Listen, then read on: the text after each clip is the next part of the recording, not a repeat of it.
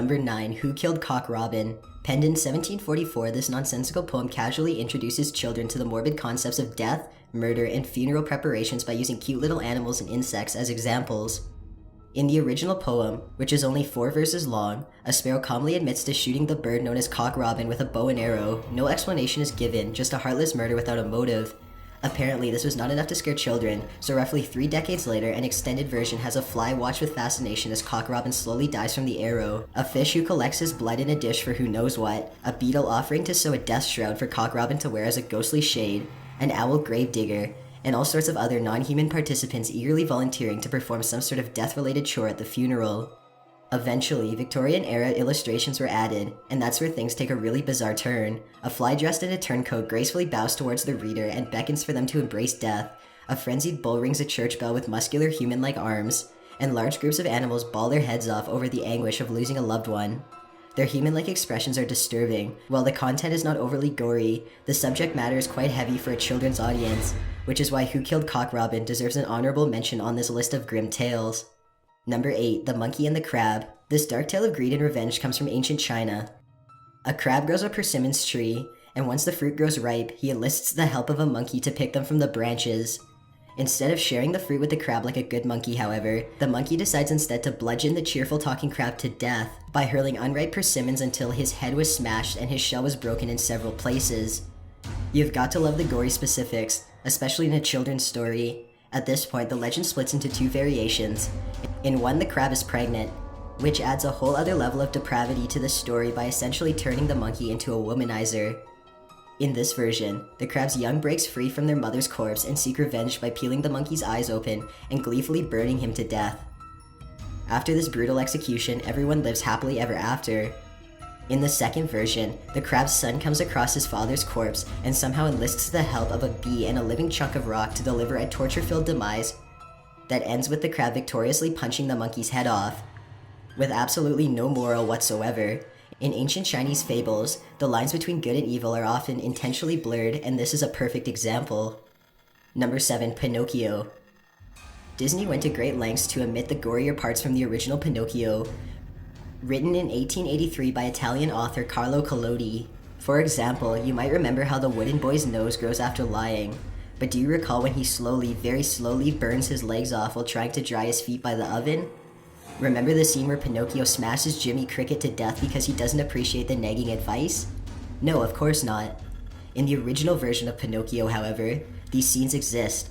The talking cricket, as he's known as not Jiminy Cricket from Disney, is horrifically murdered by Pinocchio with blunt force. When describing how Pinocchio took a hammer from the bench and threw it with all his strength at the talking cricket, the narrator creepily addresses the audience as "my dear children." There's no mistaking it. Here, a violent murder is being explained in real time to children. The poor cricket fell from the wall, dead, according to the narrator, only to come back as a ghost later on to give more advice from beyond the grave. When the talking cricket returns, Pinocchio offers himself to be bludgeoned to death so long as his family is spared. The talking cricket has absolutely no intentions of harming anybody. But what a thought on Pinocchio's behalf. That is one emotionally disturbed puppet. Did we also mention that Pinocchio was hanged by an angry mob? And that was where the story was originally supposed to end, until the editors convinced Collodi to lighten up and write an ending that wouldn't send kids screaming into their mother's aprons. Somehow, these scenes did not make the Disney cut. Number 6. The 5 Chinese Brothers. Let's move away from insects, animals, and puppets and focus more on human acts of depravity. The 5 Chinese Brothers takes kids on a whimsical illustrated journey of prolonged murder trials and capital punishment. Learning about the death penalty is a great subject for a kid's book, right? Apparently so, according to Claire Hutchett Bishop. This is probably the only children's story to ever deliver the lines, "He was arrested, put in prison, and condemned to have his head cut off," and "All the people were assembled on the village square to witness the execution with a rosy tone." As the story implies, there were 5 Chinese brothers, each with their own special superpower that will come in handy later. One of the Chinese brothers swallows the sea so that he can fish, but he accidentally drowns a village child after he spits the sea back out. For this, he is sentenced to death. To avoid this punishment, the Chinese brothers secretly trade places with each other over and over again. The first Chinese brother goes home under the pretense of saying goodbye to his family, but he actually sends back his brother, who has an iron neck, and makes a beheading attempt impossible. They simply could not cut his head off, the narrator casually explains to a presumably all-children audience. After that, everyone was angry and they decided that he should be drowned, another exact phrase from the book. So the Chinese brother goes home to secretly trade places with a brother who can hold his breath underwater.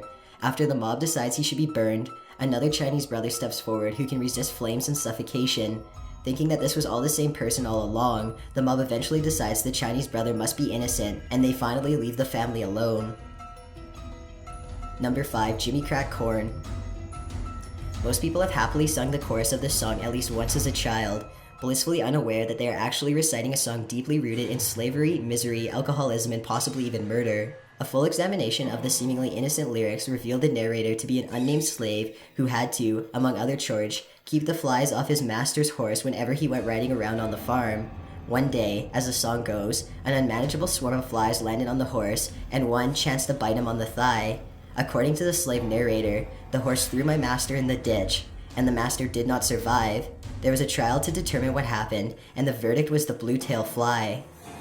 That's all well and good, but who is Jimmy? And why are there two of them now shucking corn together? Well, there's no they, and the song has nothing to do with corn on the cob. Jim Crack is an old expression which means cheap, and the corn the song speaks of is a reference to cordy whiskey, which the narrator is drinking to happily celebrate his master's death. In other words, master is dead, time to get drunk. Some people even argue that the slave actually murders his master and is now sarcastically reciting his alibi while drinking. Either way, this light and airy folk song has had kids cheerfully singing about death and drinking alcohol for years. Number 4. Brave Mr. Buckingham. You may recognize Dorothy Cunhart's Pat the Bunny, but you most likely have not heard of the author's less celebrated work, Brave Mr. Buckingham. This is quite possibly the only time in literary history where a severed head appears on a book cover made for kids. The purpose of this book is to show that losing a tooth does not hurt. Sounds innocent enough, right? Somehow, Cunhart thought that showing a Native American named Mr. Buckingham routinely getting dismembered would be a great way to put children's minds at ease about losing a loose tooth. Throughout the story, Mr. Buckingham chops his arm off while landscaping, burns his leg off in the kitchen, gets his hand cut off by a saw, and even gets his neck run over by a car. After every accident, Mr. Buckingham proudly exclaims, "That didn't hurt." This is supposed to be reassuring, but it most likely encourages kids to be afraid of horrible household accidents that they never would have imagined otherwise. Tragedy after tragedy, the Native American relentlessly carries on until he is nothing but a smiling, decapitated head on a table at the end of the last page. For some reason, he is being fed strawberries by a little girl, and he says, "That didn't hurt," after every bite. Creepy? Yes. Reassuring for kids with a loose tooth? Not so much. Number 3. Strawwell Petter. This German children's book was translated into English by Mark Twain, author of The Adventures of Huckleberry and Finn. The title means Shock-Headed Peter, and it is a collection of short stories following helpless children as they learn not to misbehave the hard way, usually in the form of death. The story of Soup Caspar, for example, is a cautionary tale warning children to always clean their plate or else. Augustus is a young German boy who repeatedly refuses to eat the nasty soup his family ever so graciously offers him every night for dinner. The child wastes away a little more each time he refuses soup. The moral of the story is distinctly wrapped upon the final line, which abruptly reads, "And on the 5th day he was dead." Another entry, aptly named The Dreaded Story of Pauline and the Matches, follows a girl named Pauline who wants to light a match much in the same manner that she has seen her mother do plenty of times before. Predictably, she sets herself on fire. The narrator does not mince words when describing how she burns all over, everywhere, her arms and hands and eyes and nose, till she had nothing more to lose. The accompanying illustration also holds nothing back. It's literally a little girl set ablaze, screaming, flapping her arms wildly. As for Pauline's remains, no trace of her was found except for her shoes in a pile of ashes. Clearly, the writing style for these folk tales is far too brutal to be considered appropriate for any children for the modern era, but in Germany, this was an effective way to teach kids. Number 2. Krampus. Germany continues a timeless tradition of scaring its young with Krampusnacht, or Krampus Night, a grim celebration of a Christmas demon that is in every child's worst nightmare. While the rest of the world was excitedly leaving cookies for Santa as a child, German children were filled with dread at the thought of Krampus, a goat-legged hellion with curled horns, ashen skin, and a forked tongue, and a rod for beating bad kids. Whereas Santa merely denies you your favorite presents for misbehaving, the Krampus will literally destroy you. Oddly enough, both figures dispense coal to bad kids. Both also carry sacks, but Krampus has a sack full of kids to take with him, not presents to give out. If you've been bad, into the Krampus's bag you go. According to the legend, the Krampus will either drown the children or take them back with him to hell, hunting down children, beating them senseless for minor infractions, and sending them to hell for eternal punishment. It's Christmas time in Germany. Number 1. The Little Match Girl.